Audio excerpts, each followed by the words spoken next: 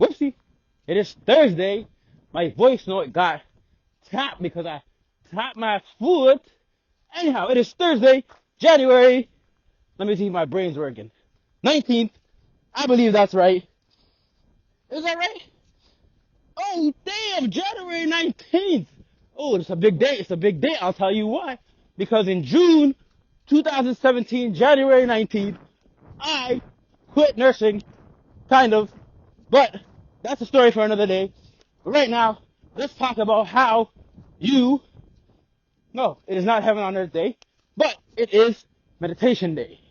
So, if you're new, we talk about mental fitness.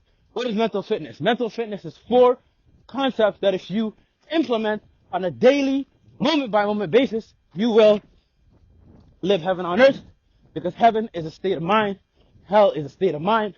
I've been in hell before, and it ain't fun, but you need to go through hell in order to get to heaven, because there's no such thing as one-sided argument, because life is just perspective.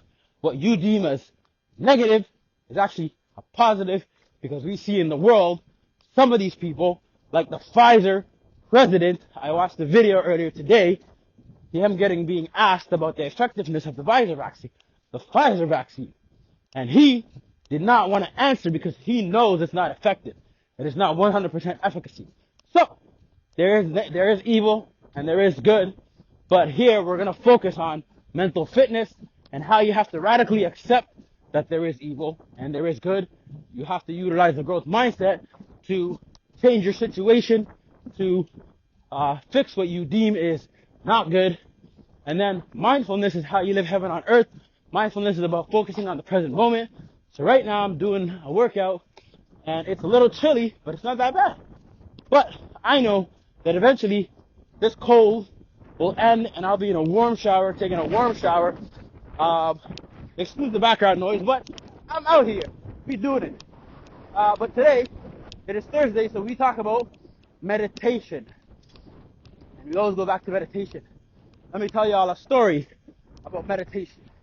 So, everyone thinks that meditation is like a yogi, doing sitting on a mountaintop, going to meditate. But if you really think about it, if you're on social media right now, you are kind of doing meditation. Because a lot of people, me myself included, when I was depressed, anxious, suicidal, didn't like myself, and because that's all just a perspective. Confidence,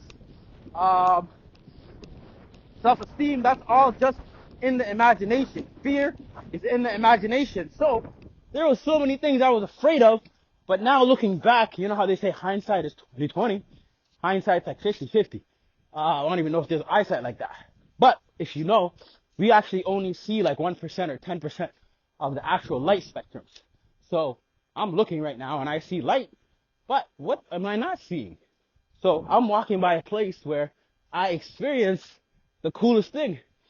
Back in the day, last year in 2022, because it's 2023 right now, January 19th, but I experienced something where I'm like, damn, there are more to this world.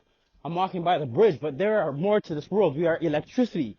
We are energy. Everything is energy. So Nikola Tesla said, if you want to understand the secrets of the universe, they're not secret anymore because it's being revealed to us by God, the creator, Gaia.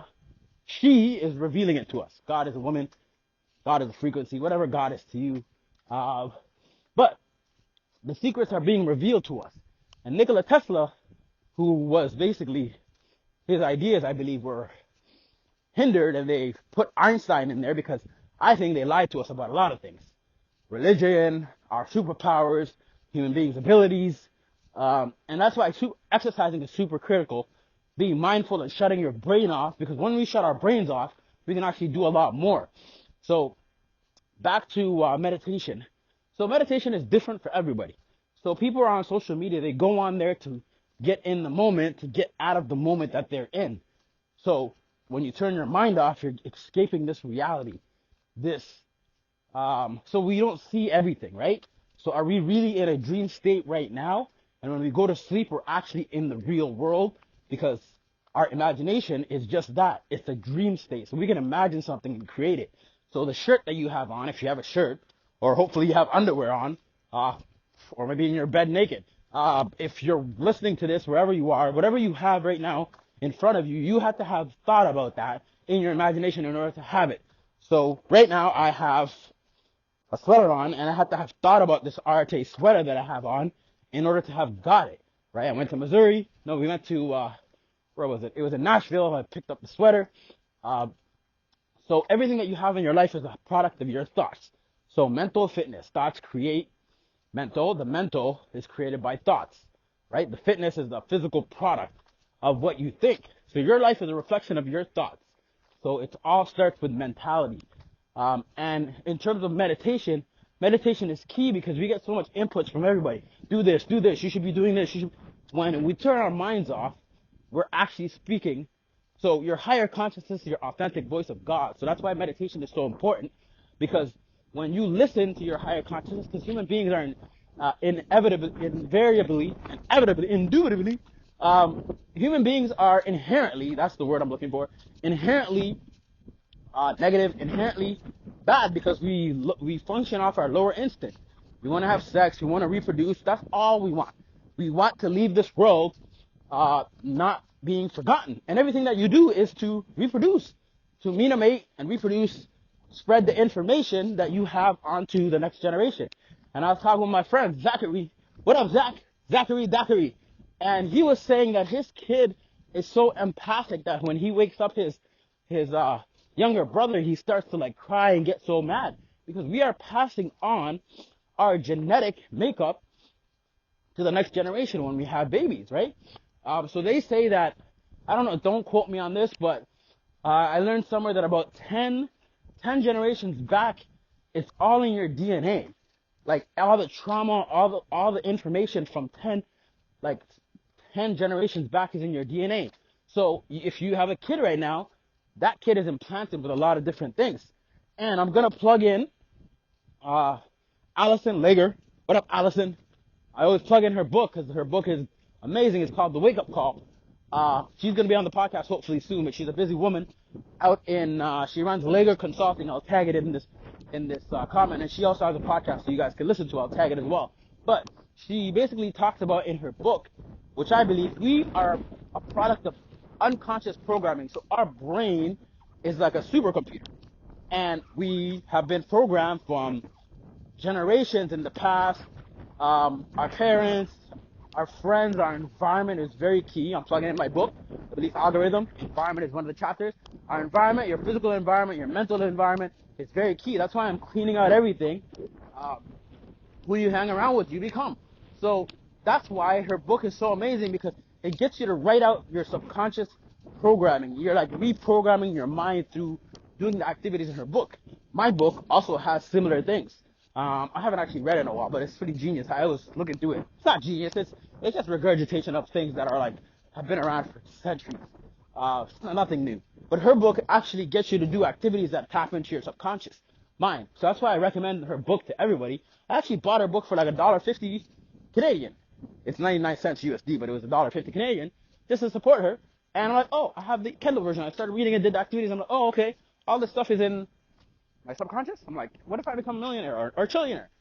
I'm like, I don't deal with the devil. I don't play with the devil. But I'm like, people will think I am like doing devil worship and doing evil things. When in reality, we know that money is a byproduct of helping. So sales is not, you're not a sleazy salesman. Right now, okay, everybody eats, right? Hopefully. So when you go to get food, are they selling you on it? They don't have to sell you on it because they're fulfilling a need. So people who coach, people who, I don't know, for instance, First Form, a supplement company, they don't have to sell you on their product because their product tastes amazing and it's fulfilling a need, because a lot of people are deficient in, for instance, micronutrients, are deficient in vitamin A. They're not getting their protein. So if you want to get fit, that's one of a lot of people's New Year's goals. What you have to do is exercise at least 30 minutes a day, eat your protein. Protein is key. So 1 gram per ideal weight. So if you want, I've said this on numerous podcasts, but I got to repeat it because people aren't realizing the importance of protein. Protein is a building block of life. It's basically who you are. So if you want to be 150 pounds, or if you're a woman, you want to be 125, whatever, say 125, you eat 1 gram, so 125 grams of protein per your ideal weight. But if you want to amp that up to 1.5 grams, so 125 times 1.5, which is, I don't know, I can't do math. So 125 plus 75. So 100 and about 80 grams of protein a day. That's how you get lean muscle mass. You help lose weight. Carbs are important too, because people are like, oh my God, I can't eat carbs, but you need to eat carbs as well. But the 4 key ingredients is drink your water. Have a gallon of water at least a day. You might be peeing all the time like me. It's annoying, but a gallon of water.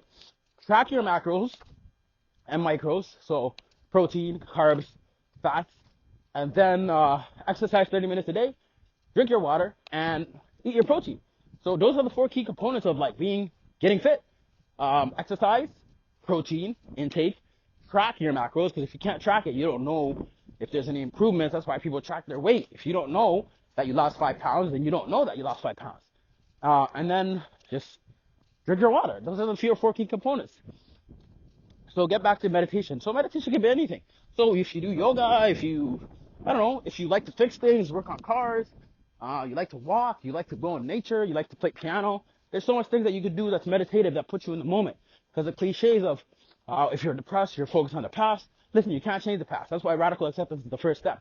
To get from where you want to go, like for instance, if you're in a car and you got to go to work, you got to radically accept that you're at home right now and that you got to drive to work. So if you don't radically accept that you're at home, then you're going to just stay there and not get to work because you're like, oh, I got to go to work, but I'm not accepting that I have to actually get in my car. I have to get up and go in this cold, right? So that's why radical acceptance is important.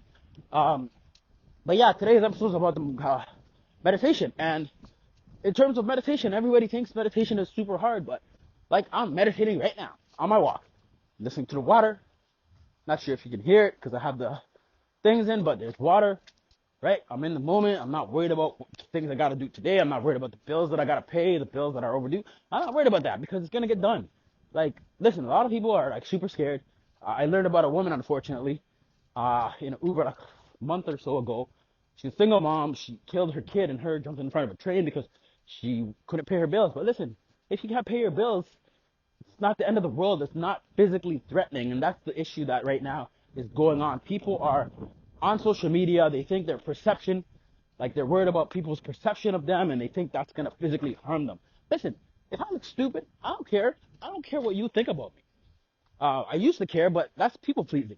And in reality, no one's thinking about you. They're worried about having to take a deuce. They're worried about taking care of their kids. They're worried about their own bills. They're worried about their perception, other people's perception of them. So in reality, everybody's selfish, and that's not a bad thing because we're human beings. As I said earlier, we want to spread our genes. We want to live forever and not be forgotten. That's why people do what they do. That's why everybody does what they does. Does what they does because they don't want to be forgotten. People just want to be seen and heard. And I mentioned this before on a podcast. My mentor Ed Milet, he said it yesterday too on our Arte call. He's like, if you go into a hostage negotiation, he went to train some hostage negotiators, and there's statistics, a 3-year study that says if you actually see the negotiators and ask them, why did you take this hostage, there's a 200% likelihood of actually getting the hostages back and saving their life, or like getting them, recovering them. So imagine you had a 200% guarantee that you will pass on your gene, you will get better by doing the things that I mentioned in terms of mental fitness, radically accepting where you are, utilizing the growth mindset, meditation and mindfulness. So yesterday I had a call with my Legionnaire group from First Form, and I mentioned about Brock. Brock said before on a call back in the day that he realizes that his work is so important because he's saving a life. Because for instance, if you help somebody lose 100 pounds or 200 pounds, you're literally saving that person's life. You're giving them years back, because if they're that heavy, they might have a heart attack and literally drop dead. And guess the impact that that's going to have on their family, their friends, their communities. Like, that's going to be a tremendous impact negatively on them, even though I don't believe anybody truly dies, because they always live on in us. Because for instance, Kobe Bryant, we still talk about him. Michael Jackson, they still listen to his music. Elvis, everybody, they're still iconic. MLK Day was 3 days ago. People still talk about him and his impact. So I don't believe anybody truly dies, but that's just the perspective that I have. But Brock said, he's like, he goes to work every single day, and I have to gotta get that perspective. It's like, we're here in the business of saving lives, of helping people transform their life. That's what First Form is about. It's about, our mission for First Form is to basically work every single day to transform one life at a time.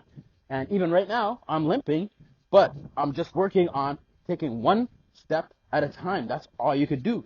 And that's why meditation is so important. It gets you to quiet down your mind and realize that the only moment that matters is right now.